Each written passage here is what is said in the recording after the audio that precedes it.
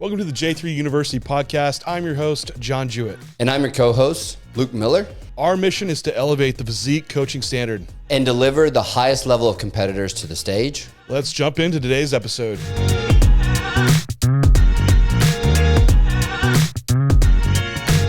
Gaintaining. So we are going to talk about today, can you build muscle in a caloric deficit? Do you even need to go into a surplus?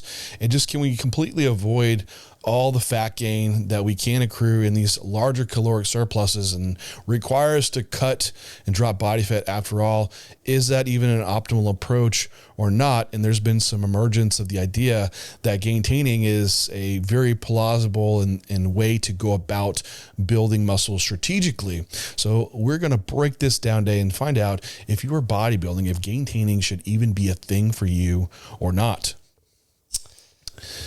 Yeah, it's an interesting topic. I think for me, you're going to have to cross both, like, what are we seeing kind of with the emergence of literature and like some of the thought processes that are being proposed off the back of this literature, coinciding that with anecdotal evidence that we have from the years of coaching, kind of cross-referencing those and understanding the likelihood of this adaptation to occur is extremely low, kind of talking about some of the reasons for that. But it's just, I think it's extremely short-sighted. And we're going to get into why I think it's short-sighted, but I just want to preface that our goal as competitors and our goal of this podcast and the goal of J3 University is how do we maximally progress the physique in order for you to reach the highest levels of physique development that you possibly can with your genetic makeup. And the argument that I'm going to propose is that there's a lot of great points within some of the points that are made off the back of this research paper, but for maximal physique development, I think it's a bit short-sighted. And so I think, John, let you kind of present some of the thought process behind the paper. This is like going to have to cross back and forth between the paper and some anecdotal stuff, but I think it's a really good topic to have. Yeah. You know, I feel like we've transitioned so far away from how things used to be, because like when I started bodybuilding or in building muscle, like it was just cut and bulk. That's all that was there. Yeah. But also you bulk hard. So it was like going total like dirty bulk mode to a degree, like make sure there's just plenty of calories present. If you put body fat on, oh well. And you just get as big as possible, and that's what you're kind of chasing down. To now, I almost wonder if like there's a large social media influence around this, and even the emergence of some of the other divisions that are put such high priorities on kind of aesthetics all the time, being that like, how can we keep this look?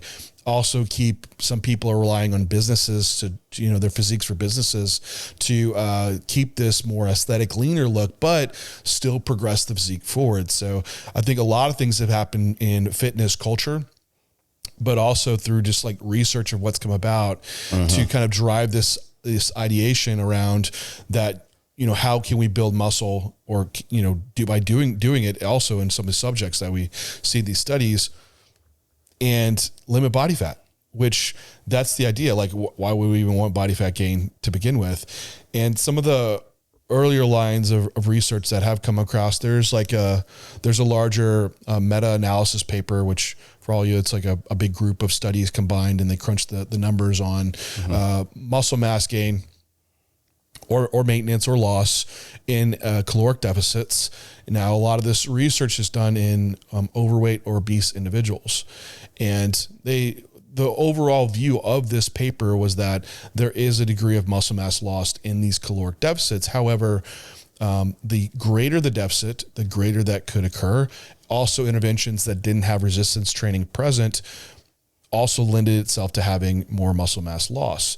Also, being at higher body fats tended to lean towards having less body fat loss. And so for the most part, like out of this paper, you see like, hey, muscle mass loss is associated with caloric deficits and losing body weight. But there's a lot of caveats that come about that, and it doesn't really apply as much towards resistance trained individuals. So this fast forwards us to, this is Chris Barricat's paper. This was body recomposition. Can trained individuals build muscle and lose fat at the same time. This was a paper that came out in 2020, so not extremely recent, but very prevalent, as this has been a conversation popping up as of lately. And Bearcat and colleagues, they review the paper and go through instances in not obese individuals, but healthy or leaner individuals that are also resistance trained. So some of these studies were in athletic populations, not just in the average lifter going out and training. And there are absolutely instances where these individuals are in these studies and they're building muscle and they have caloric deficits that are present. A few things that they do bring up along this paper is that it depends, if this is possible to the athlete that would be coming into the paper. So you have to look at what was the previous training experience, but also training type that this athlete was doing. Because if you say you had, let's say a basketball player in the intervention, he does some resistance training, depending on where the season is, that might not be very much.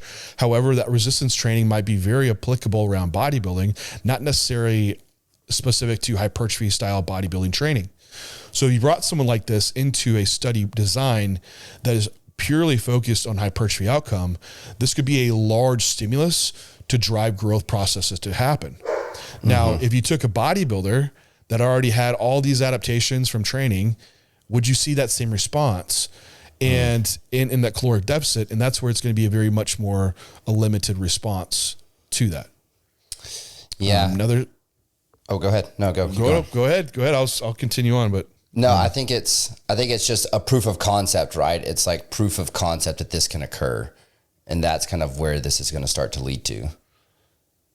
Yeah, definitely. And another aspect of consideration that, they bring up in the paper was initial body composition matters still.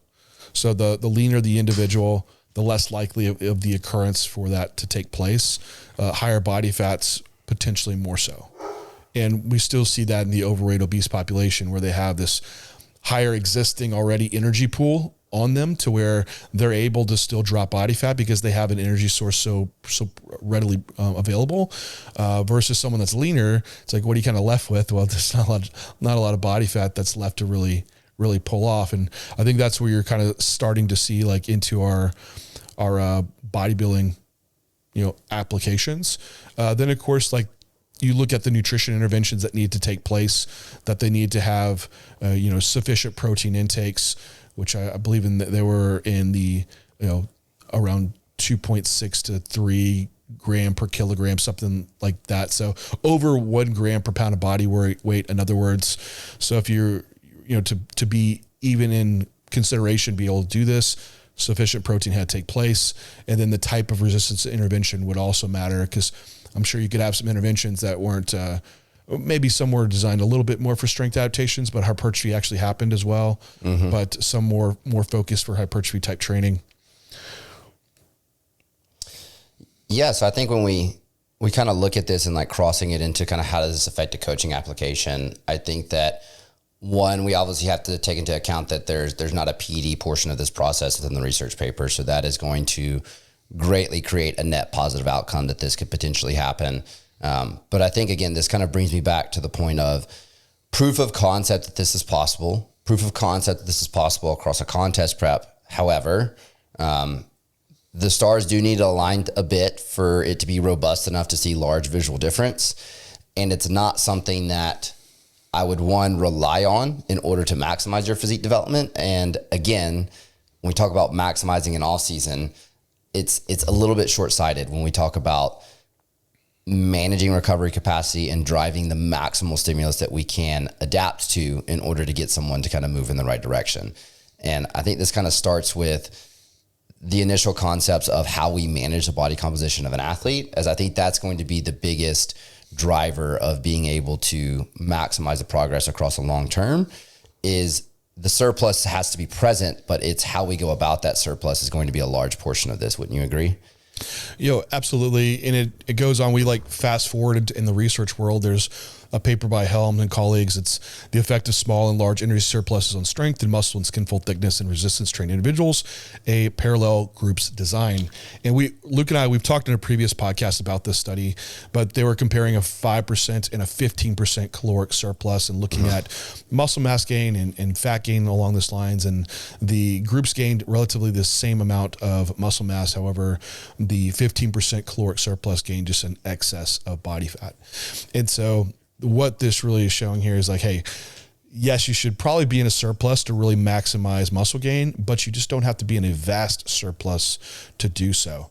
But some degree should probably very well take place as you get along the cons of what could look like if you're just gaintaining of just a slower rate of muscle gain. Now, I think we need context like who that applies to, because if you're someone that's not looking to get on a bodybuilding stage, you have years down the road of just continuing your fitness journey, and you're not looking to like accelerate bodybuilding, because in bodybuilding we kind of have a finite timeline to work within.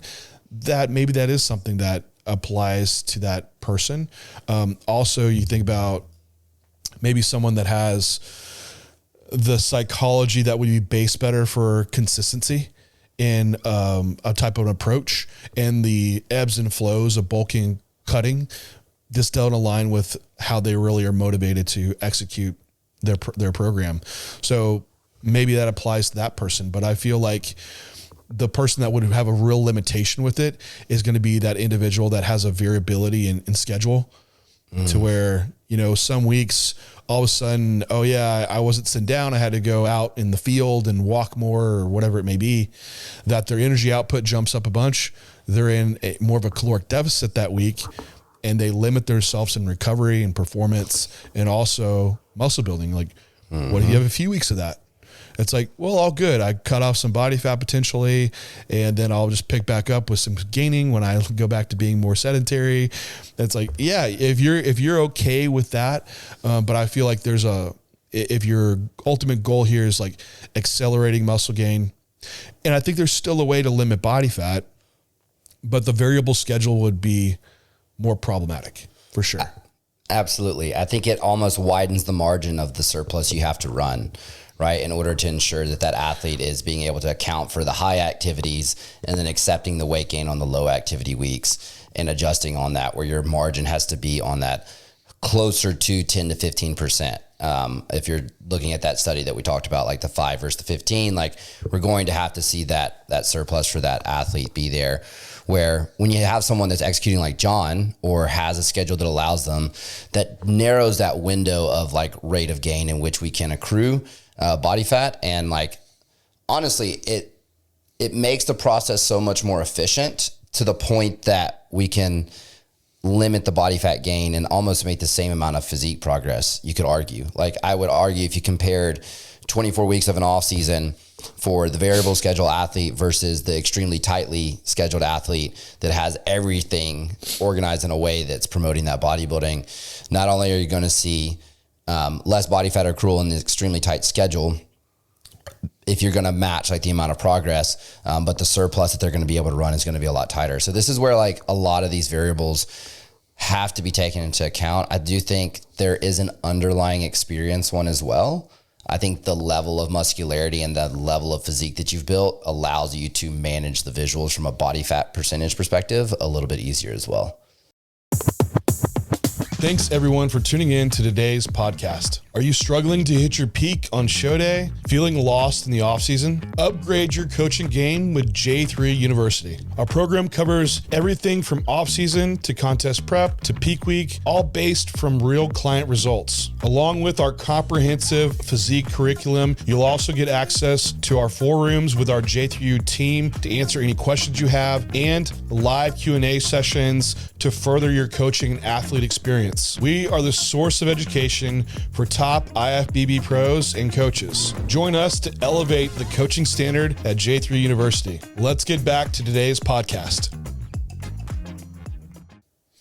Well, the ironic thing is the more experienced you get, the greater your ability to probably execute gaintaining essentially, but also it's the less likely that you're going to be able to gain progress at maintenance level. So it's kind of like a washout in that sense that you still have to be still moving into a surplus. However, you might be able to manage body fat better because your variables, you don't have as many variables that are fluctuating throughout the week. But by just leaving someone in just a maintenance or even deficit and not gaining weight week to week, you would just be leaving a lot on the table. So, and I do see it too, like in the athletes that we coach, that some people that do gain more body fat around the off season. And I understand if you're the one out there, you're like, man, I want to be leaner this off season. I don't want to put on much fat. A lot of those individuals are the ones that when they get deep in the off season, like they start losing routine and mistakes start happening, or they have extra off plan meals, or just ones that are even too large. Or like you mentioned too, Luke, like just variability in the schedule to where it fluctuates so much, their output, even though their diet's consistent, that we have to keep in like a larger surplus just so they make sure we ensure progress. And you're going to have to, if you're that individual, you almost have to realize and accept that you're not optimized and that you're going to accept more body fat gain. However, at least we won't end on the backside of off season with limited muscle gain. We can at least ensure that you're putting on some tissue versus just trying to stay lean, and you end up just looking kind of the same on stage because you didn't push that variable up a little harder than as you should. I think, and this is an interesting question for you, because I think this is a proposal that is an interesting conceptual thought. Like if you're given two athletes who execute at high caliber, would you rather err on the side of slightly too much surplus or slightly less? Too much surplus. Yeah. Yeah. Because what's the negative to each, right? Like 12 weeks down the road, one, I added muscle, we pushed up lifts. These are kind of like two very well correlated things that progress happen. And then we just drop, pull some body fat off in a few weeks. The other one is the lifts don't really push up. You don't have the advantages of some leverage of body weight increase. And then without being at surplus, it kind of leaves a question mark on how much muscle is really being gained. At the end of the phase, cool, you don't need to cut, but also you're kind of about the same. Like you haven't added a lot of tissue on or guaranteed that we maximize that aspect. And like I mentioned, like in bodybuilding, like we have timelines that are really on here because typically we're competing at least once a year. I think there's benefit to competing at least every 12 to 18 months. So that's when you map out the timelines, it goes so fast where we have like 8 weeks post show. Then you're like, oh yeah, I still need 16 weeks to prep. And then you have this off season segment that's like, oh wow, I do only have like 16 to 20 weeks to actually build muscle now.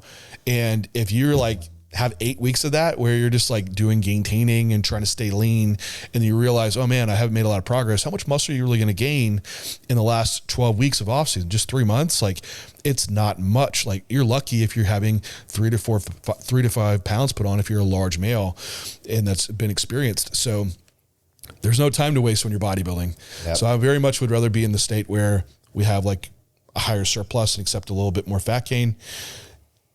Just keep an eye on the prep timeline.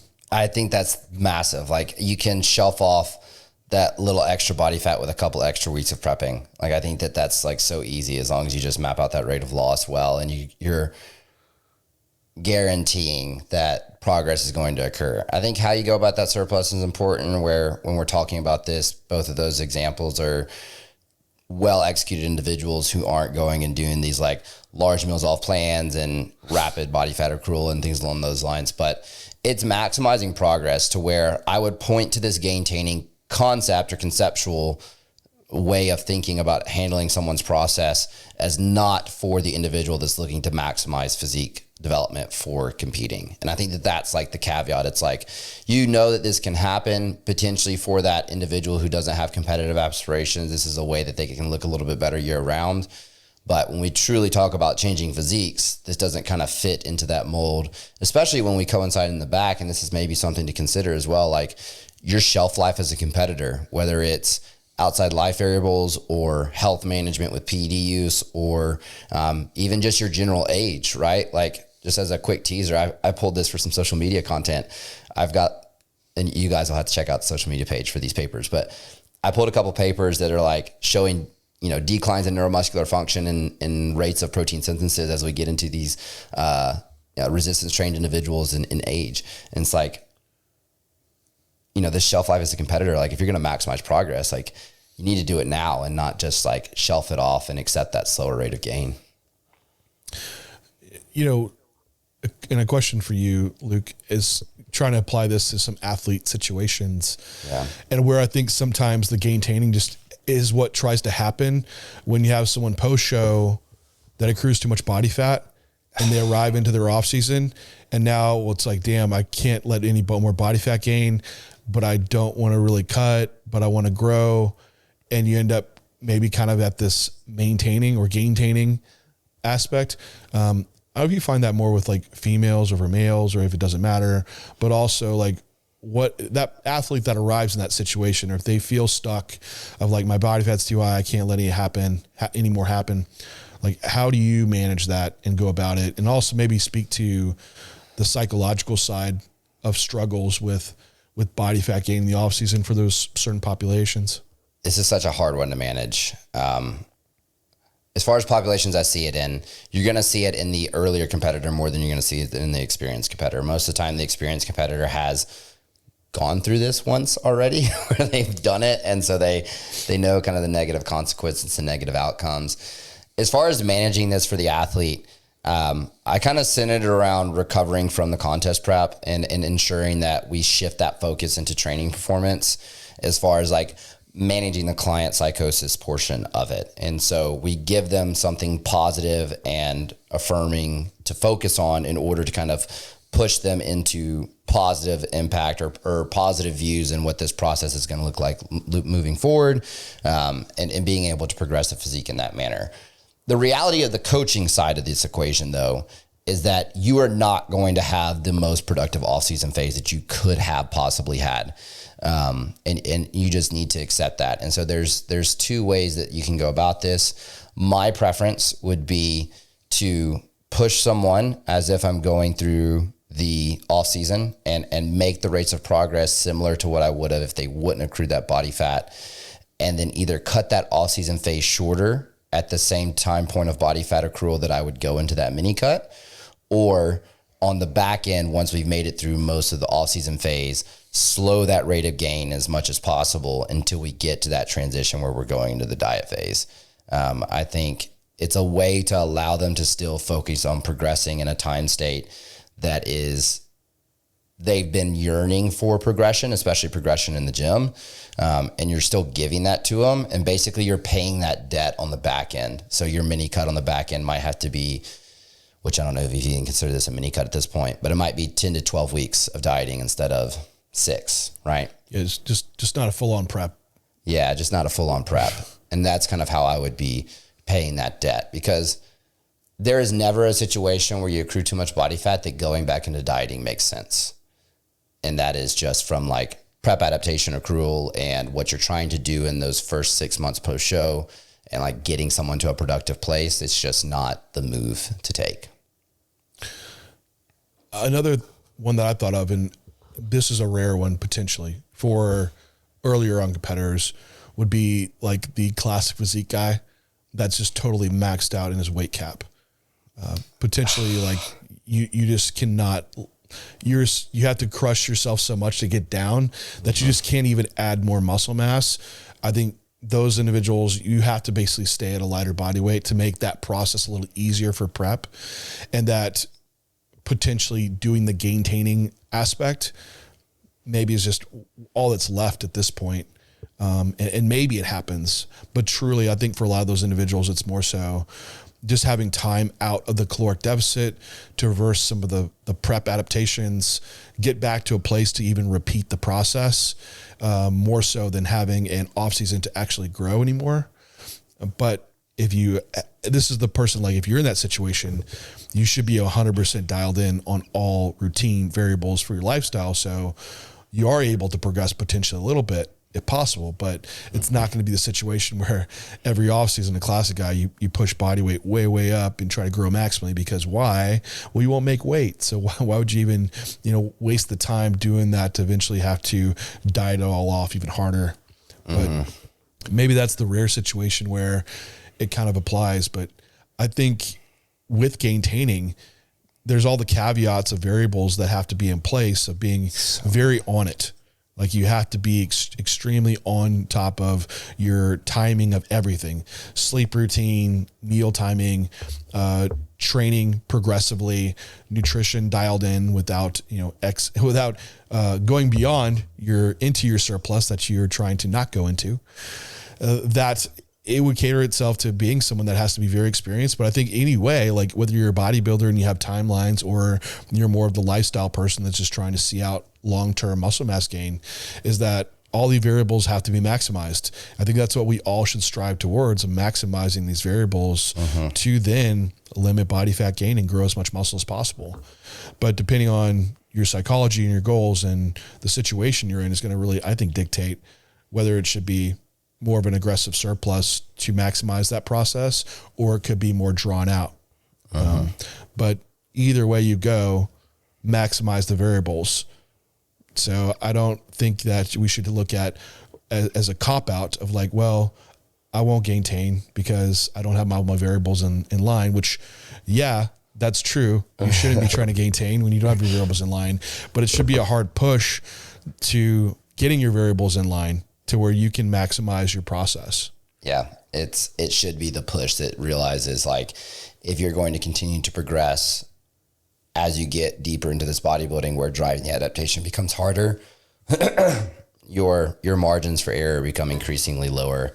And you have to be able to make up those margins with the tidiness in the schedule and the repeatability of your schedule, and the repeatability of your ability to execute on all of these. And I think that's the biggest thing. It's like when you look at the concept of gaintaining and whether it's applicable, it's like we can't even have this conversation until you're at a level that your schedule's so repeatable, it's pretty much Groundhog Day.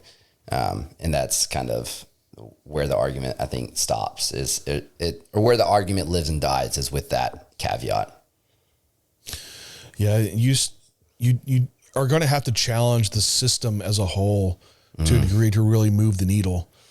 Your body wants to exist at homeostasis, and you really need to drive a lot of that to uncomfortability to make it change. So the whole idea around muscle building, it's, cycles of just stimulus and recovery and existing in that surplus to support that process, to push yourself outside of that homeostasis to grow, but living like a flat line at maintenance indefinitely is not going to be challenging the system enough to keep spurring on and pushing that process forward. So, I would say, and I guess that's just a mentality thing of that, whatever you're putting your time into to maximally pursue it. I know that gets a little bit beyond just your caloric intake, but to anything like you want to do and be the best at, you don't just pursue it with comfortability, whether it's your job or being a student or business or bodybuilding. Like you have to really push yourself and get uncomfortable. And that is part of the off season that needs to take place is pushing. So amen to that. Maintenance is very likely to leave you in a place where you've just maintained.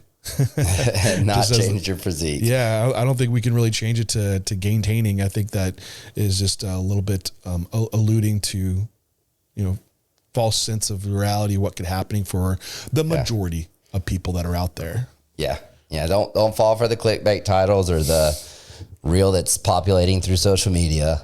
Let's stay with the basics and make sure that we execute those basics at a level that's better than everybody around us. It's not that. Well, anyway, everyone, thank you for tuning in.